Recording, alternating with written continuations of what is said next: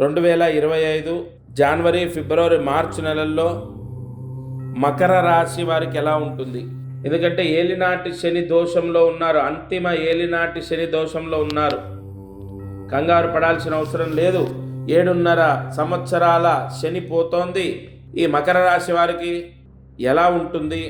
శని అనుకూలత మార్చి తర్వాత ఉంటుంది.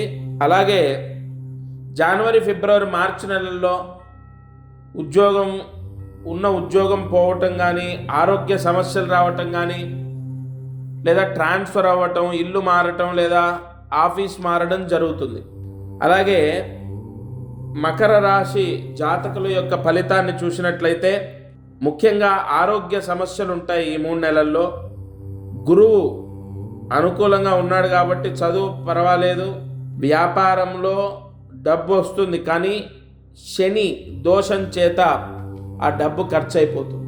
అనుకున్న పనులు కష్టంగా పూర్తవుతాయి. ఒకరోజు అవ్వాల్సిన 4 రోజులు పడుతుంది. అనుకున్న పనులు తప్పకుండా నెరవేరుతాయి, కానీ సమయం పడుతుంది.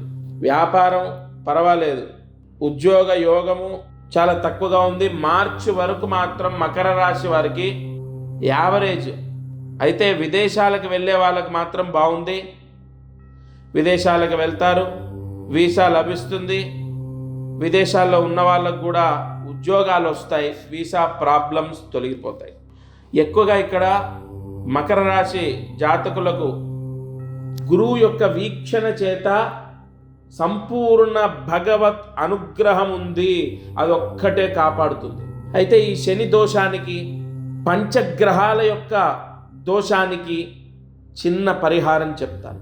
ఈ మకర రాశి 5 గ్రహాల యొక్క సంచారము అవయోగాన్ని ఇస్తుంది. కాబట్టి ప్రతిరోజు సుబ్రహ్మణ్య స్వామి అష్టోత్తరం చదవడం కానీ, వినటం కానీ చేయాలి. ఖచ్చితంగా ఉదయం, మధ్యాహ్నం, సాయంత్రం ఏదో ఒక సమయంలో ప్రతిరోజు సుబ్రహ్మణ్య స్వామి అష్టోత్తరాన్ని వినటమో లేదంటే చదవడమో తప్పకుండా జరగాలి. అలాగే ముఖ్యంగా ఈ శని దోషాన్ని విముక్తి చేసుకోవాలి అంటే అందులో అంతిమ శని వెళ్తూ ఏ నష్టం చెయ్యకూడదు.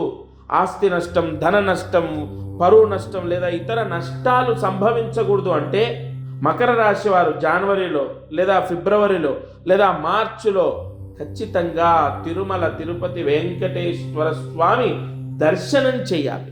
కలియుగంలో శని దోషాన్ని తప్పించుకోవడానికి మనకు అనేక క్షేత్రాల్లో తిరుమల క్షేత్రం ఒకటి. కావున మకర రాశి వారు ఈ పరిహారాన్ని చేసుకోండి. సంపూర్ణ గ్రహ దోష నివారణ జరుగుతుంది. దత్తార్పణమస్తు. అందరికీ నమస్కారం. ప్రతిరోజు ఈ కార్యక్రమాన్ని వీక్షిస్తున్న వాళ్లకు గమనిక, మనం చేసే పరిహారాలన్నీ సామూహికంగా అందరికీ చెప్పబడినటువంటివి. ఇక్కడ ఒక విషయాన్ని మీరు గ్రహించాలి. మానవ జన్మ, నేను కానీ మీరు కానీ ఎవరు జన్మనెత్తినా ఒక కర్మదోషంతోనే పుడతాం. ఆ కర్మదోషము విముక్తయ్యి మనకు అనేక కష్టాలు పోవాలంటే జాతకమే దానికి బలమైన ఆధారం. కావున ఎవరైతే ఈ ఛానల్ చూస్తున్నారో వాళ్ళకు విపరీతంగా, అంటే ఈ ఛానల్ చూడండి, దీంట్లో చెప్పిన పరిహారాలు చేయండి, ఓకే, అయినా కూడా మీ కష్టాలు తొలగలేదు లేదా విపరీతంగా కష్టాలున్నాయి, ఇంట్లో సమస్యలు ఉన్నాయి, అమ్మాయి విషయంలో, అబ్బాయి విషయం, ఇలా అనేక విషయాల్లో సమస్యలు ఉన్నాయి అన్నప్పుడు తప్పకుండా మీ జాతకాన్ని పరిశీలింప చేయించండి. ఈ భూమండలం పైన జన్మించిన ప్రతి ఒక్కరూ వారి జాతకాన్ని చూయిస్తారు చాలా వరకు. అంటే ఇక నమ్మకాలు లేని వాళ్ళు తప్ప. జాతకం చూస్తే అనేక విషయాలు మనకు తెలుస్తాయి. మీరు కింద కనపడుతున్న నెంబర్కి కాల్ చేసి మీ జాతక వివరాలు ఇవ్వండి. తప్పకుండా నేరుగా నేనే స్వయంగా మీతో మాట్లాడతాను. జై గురు దత్తాత్రేయ.